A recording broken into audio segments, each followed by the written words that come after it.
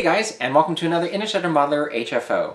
In this segment, we're going to meet modeler Bill Krause. He's someone who recently wowed everyone at Wonderfest with his entry, the USS Endurance. And if you haven't seen it, you'll get a good look at it here, and I think you'll be just as amazed as everyone was at the show. Now, Bill constructs all his models from scratch. He's been doing that ever since he got into the hobby years ago. Here, he's going to tell us a little bit about the process he goes through to create one of his projects, and he'll share some of his other work with us as well. Let's go ahead and meet modeler Bill Krause.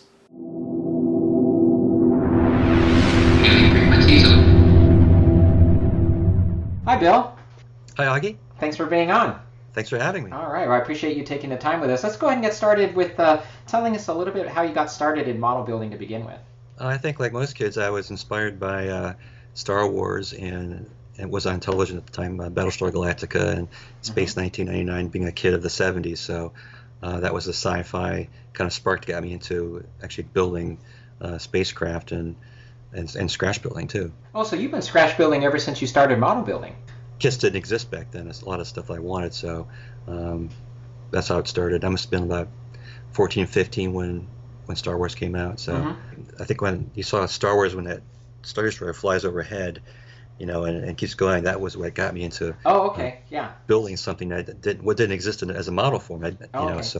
And I think 1980, when Empire Strikes Back came out, there still wasn't a model kit out, so I scratch built a Star Destroyer 4 feet long. Did you really? Wow. Out of plastic and stuff. So that's why I got started into building stuff that, you know, I couldn't find in the hobby shop. So I just built stuff that I could find around the house, and I was kids reading Starlog magazine and Cinefex and those magazines, and watching all these ILM guys building stuff out of model parts.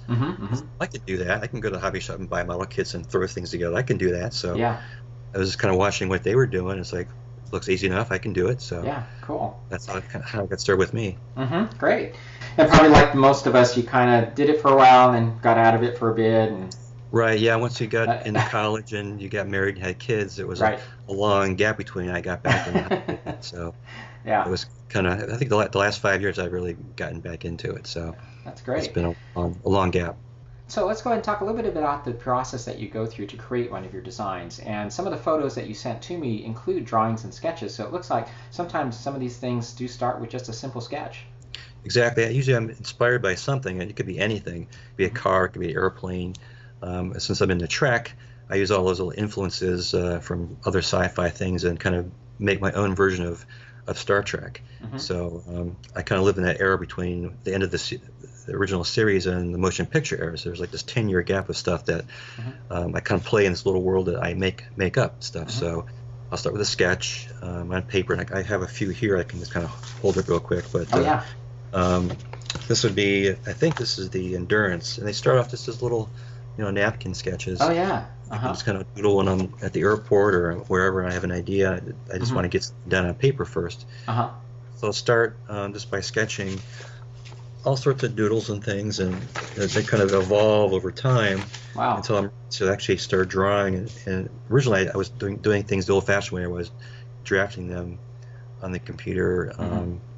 I have one that's one of my first ones, which was the Sentinel, and that was done the old-fashioned way on paper, an Illustrator, and just done as an orthographic view that way. When I finally got from the pencil sketch to something in ink that I can start building from. So I wanted some kind of blueprint to build from, because I would sketch and basically plan out the design before I would start building anything. I wasn't just throwing parts together to make something. I have a clear-cut vision of what I wanted and like what I was doing before I started making anything, because otherwise I'm just throwing parts together. And you may not even like it when you're done. So I want to make sure I love it and like it before I start cutting plastic.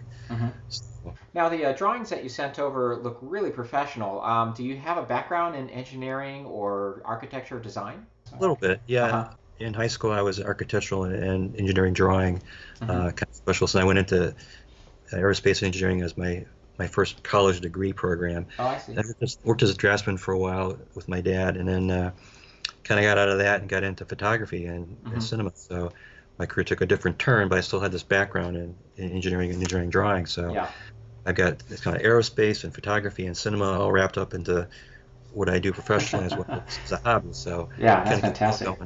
going. So now you go from the drawing and the blueprints and sketching, and then you start, I've noticed some of the pictures that you sent, seems like you start off with almost like a brass skeleton that you start building on. Right. Mm-hmm.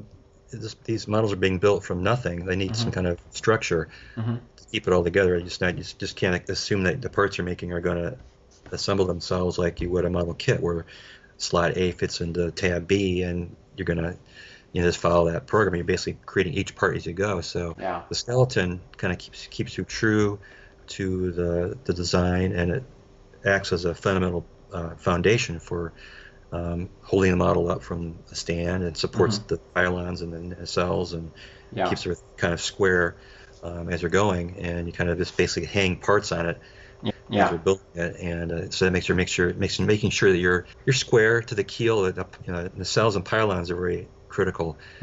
Structures, keeping them at the right angle, keeping the nacelles parallel to each other. You got the pitch, roll, and yaw all going the right way, and the skeleton keeps that locked in. You kind of baked it in before you start doing that. So once you get to that step, you're basically just assuming that's already done. You've done the math, and it's all going to work out. And you're just kind of guessing where those nacelles are going to fly in the middle of nowhere. So I was looking at the pictures of the Javelin, and I was just wondering, do you cut the pieces that form the outer hull from plastic styrene sheets? Right. Yeah, I've got this whole library of various thicknesses of styrene, and I build in kind of a, I guess, old-fashioned ribbon plank system, where I'm basically taking the hull profile and cutting or slicing it into hull profiles. So I'll cut that shape out, and the Javelin has an interior, so there's like an interior frame as well. So you're basically building a series of ribs that will generate the shape of the hull. Oh, okay. You didn't skin that with styrene, so you're maintaining your shape inside and out. I had to build the interior first, and use part of that framework to generate the interior frame. On top of that, then you build the skin. So I'm almost like building like the real thing. For real craft. You got to almost design it from the inside out. Yeah. And you're also planning out the electronics, all the wiring, all that stuff. Yeah, that's all going to be run through as well. You got to make sure you've got conduit holes for all your wiring, fiber optics. So you pre-plan all the lighting as well, so you know what you're putting in and where it's going to go, what you're lighting, what you're going to see, if there's a window or a door. Because even doing all that. So, but I went crazy with that, and I had seats. I've got a bathroom in there. It's kind of I noticed that. I saw the sketches of the. I was just amazed at some of these sketches, because you could see sketches of the seating, the instrument panel, just the walls, all kinds of different features that you see in there. It's just absolutely beautiful. Yeah. Thank you. That's great. I built it big enough that I can do that. It still wasn't big enough. Yeah. And if it had been like twice as big, I'd still be like fighting, elbow room to get in my hands inside the thing to build it. Yeah, that's great. Fantastic.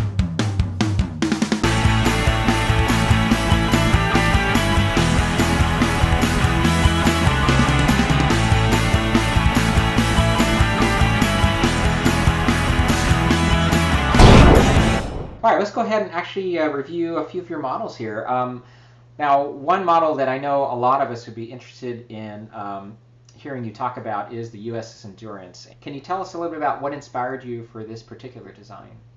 I think that design's been in my head, the back of my head, for quite a while, and it lived on sketches like you just saw here for a couple of years. And I think it was really, I wanted to build something that was large, and originally it was going to be like a 4-engine thing. And I've been looking at designs with 4-engine starships, and they just don't work. Yeah. And I don't know why that is, but I was inspired by like the B-58 in a way of somehow combining 2 engines into one. So I worked for a while trying to combine like a twin engine nacelle into like one kind of cowling, and that evolved over time until it became like just a larger nacelle. It kind of necessitated a large design, so that it kind of grew into a 4-foot long 1/350 scale start. And what was the most challenging part of the build? So the most challenging thing about the build, I think, was translating the 3D files to a printed format, because it was one of the first models I had done extensive work in 3D modeling and printing. So I started small with some small parts, and those were going fine until I got to the nacelles, which are gigantic. Yeah. And expensive to print. So, and what I was using for 3D modeling was SketchUp, which is free, and it's great as it's free, but it's not very detailed, and so something that large tends to show all the, you know, imperfections, quirks and imperfections of yeah. round surface. So Uh-huh. they went through a lot of massaging in various people to make it look good, Uh-huh. and then slicing into many parts to make it fit within the print bed of the printer. Mm-hmm. It was probably about a 3 or 4 month process to get it through, and I wasn't quite sure I was ever going to make it, and I was contemplating other options and alternatives to build them out and build my own nacelles, which would take forever. But luckily it worked out, and I got it done, and it all fit together beautifully. Yeah. It worked out that's great. well. Tell us a little bit about the Shuttle B. I couldn't help but notice a little starfighter there sitting next to the shuttlecraft. That's a little nod then to the original series episode. I think it's Tomorrow is Yesterday. Tomorrow's Yesterday, yes. Right. I've had that for a while, just as a scale reference. I think I had it in my Sentinel years ago. Uh-huh. Just because people can see that and realize, oh, this is a starfighter. I know how big that is, so they know how big the ship is. You put a shuttlecraft in there, they're not quite sure what a shuttlecraft is full size, and the one that comes with the Enterprise is too small. Yeah. It's like the size of a Volkswagen, so that's not quite the scale. So, and I had actually little javelins printed in 350, but I just couldn't finish them in time for the Endurance. But that's beautiful. Well, let's go ahead and move on to another ship that I saw pictures of, the USS Hood. Mm-hmm. And what I found interesting about this one is it looks like it incorporates then a commercially available kit that you modified as part of the build. Is that right? Right. So the Hood began because I had bought the kit, the 350 kit Enterprise, and I was going to use it to build the Sentinel, which was my first scratch build. And I realized that there was nothing in that kit that I could use to build my Sentinel except the dome pieces. So I was left with this kit, and of course I just can't build out of the kit. I have to do something. So I ended up trying to find a way of modifying this kit in some way to make it a little different. And so I think I started with a Photoshop picture of it and kind of chopped it up to make it a little different, and moving things around and changing the scale of certain things. So I knew what I was going to do with the kit. And I started slicing and dicing the hood or the secondary hull, and then widening and shortening the dorsals, and making new pylons, and making kind of shortening and modifying the nacelles. And then from that, I printed out some full-size blueprints, and did the same thing with creating an armature for that, and then started modifying each and every part that was on that kit. Yeah. And there's not one thing that's on that model that's stock. They can be tweaked. Yeah. One way or another, make it just a little bit different. I kind of picture this as the Hood after it was refitted slightly after its encounter with the M5. Yeah. So it's kind of like a little tweak to the design prior to motion picture again. Kind of that hidden era. Well, I'm going to go back to the Javelin here real quick for a few minutes. I noticed that the shuttle, one of the pictures, the shuttle shows the name Endurance on the side. Did you have the Endurance already in mind? I think you built the Javelin first, right? I did, yeah. And I designed the Javelin back when I had built the Sentinel, because I was designing everything with Sentinel. I designed uniforms and tricorders and shuttlecraft, and that was one of the things that came out of the Sentinel project. Oh, okay. And I've had the Javelin drawn assigned to all my ships. I've got stuff that says Hood on it, and Repulse and Sentinel. And since I was going to build the Endurance, I thought, well, this is going to be an incentive for me. I have to build the Endurance if I'm building the shuttlecraft. So I put that name on it purposely to ensure that I would build the Endurance the following year. So. Very good. Now these ships are pretty large, so you have a lot of space in your. Do you have a place where you display all these? Yeah, it's just dwindling. Yeah. The Endurance is too big to fit in any case right now. I don't know where that's going to go. Maybe someone will buy it. But right now they're all living at work in my studio. Oh, very good. All right. And your photography is beautiful. So now that I know that you're a photographer, I can see why. That's the first thing I was showing my wife your models there, and she's like, "Wow, the photography is phenomenal." So you just shoot those in your studio, then I'm assuming, right? Yeah, I do some in the basement here, but it's really simple. It's just one light, black velvet, and a bounce card, and that's it. So if someone was to get into scratch building, any particular advice you'd give them to get started? Yes, I think it's. I don't know if there's one single thing. I mean, it's a tough question. It's like you have to, I think, be motivated to want to just build your own thing, and just get out of building out of a box. Right. You know, see something you want to build, sketch something, or look at something that is not doesn't exist as a kit, and figure out a way of making that. Yeah. And it involve many different skill sets and tools and materials, but don't rely on what's given to you. Find a way of making it, and I think that'll push you forward into learning how to do things and make things using any kind of tool, any kind of material, with 3D printing or just by hand or carving something. I mean, that's what to me is more challenging, is to build something from nothing than to have a box and everything just in front of me. It's like, well, it's like a puzzle. I can do a puzzle all day long, but there's no challenge in that. They look just like the same thing everyone else has. So something everyone else has, and that motivates me to, I think that's probably one thing I like to say about scratch building, is that it really pushes you to learn and to know more about every type of craft you can imagine. I mean, whether it's electronics or metalworking or resin pouring and casting and 3D printing. It involves so many different disciplines and skills that you wouldn't believe that you'd have to somehow encompass, because you basically have to become your own model factory and make it, right. But you have to figure a way of doing it. So right. That's great. All right, we're going to get to the part of the interview now. I always like to wrap it up by asking 5 quick answer questions here. So here we go. Favorite sci-fi model of all time for you? I saw this question. I was curious what you meant by model. Is it a model kit that you buy? No, I guess I'll... A movie miniature from a movie. Miniature, a starship design. Right. Yeah.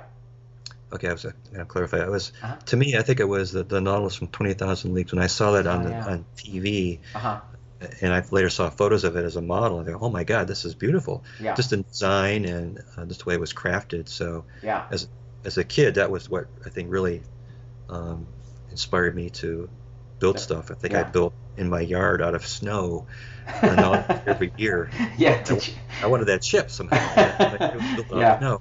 That's great. Now we've got a lot of snow to build from. Right. Favorite part of the building process, whether it's designing, detailing, weathering? Yeah, each of them has their own little joy in doing it. It's nice that you can break it up and find something to do in every one of those things. But I think for me, designing and creating something new is initially the fun for me. And then from that, you're just basically just following the plan. And once it's in front of you and almost done, I think weathering is the second favorite thing for me. Even though Federation starships typically are not heavily weathered. It's kind of a skill, I think, to try to make it subtle enough, but still there that gives it some sense of scale. Cool. And next question is there anything in modeling that you have left to explore? Yeah, I think it's the 3D modeling aspect of it, which I'm really a novice at in building, because it's a whole other skill set of knowing how to build something on a computer as opposed to building it with your hands. So learning new and better software. So I think my next project is going to challenge me to do it completely digital and then print it completely out of resin and have it printed, ready to go. That's my goal for the next. And finally, your favorite Star Trek starship captain? Probably a Pike. In every form he's been portrayed in. I think that's my favorite guy. Okay, cool, very good. And before we wrap up here, is there anything you'd like to tell the modeling community? Just as I said before, I think about being a scratch builder and just getting outside of the comfort zone of being having your head in the box of parts and putting that box aside and seeing something that doesn't exist and try building it yourself and figuring out how to do it. Because there's a way of doing it, and I've learned a lot on YouTube. That's great. Soldering and cutting things and making things out of anything. And you can do it. All right, that's fantastic, and I can tell you, Bill, you've inspired me really to try something like this at some point. I'm not sure when, but I will definitely give it a shot, because I like I said, you were kind enough to send a bunch of your work through pictures, and really, it is inspiring. I just step back and go, wow, this is definitely something. It's completely novel and different, and like you said, sometimes you go to these shows and everyone has done the Enterprise, and there could be 5 of them look exactly the same. So that's great. All right, well, thanks again for being on. I appreciate it. Thank you very much. All right.